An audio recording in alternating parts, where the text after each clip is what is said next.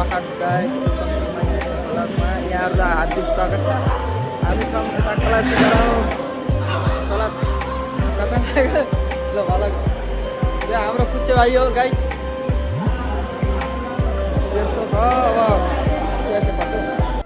Welcome छ सानो mini भलकमा, Pokharel mini भलकमा यहाँहरूले हार्दिक स्वागत छ। सलाद रेडी गरेर अब एकछिनमा लगाइदिने हो। सलाद डेकोरेसन हेरौँ गाइज। अब यहाँ चरो यहाँ सुगा आयो त कि त्यहाँबाट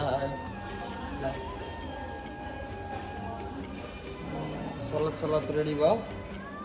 अब केही समयपछि सलाद लगाइदिने।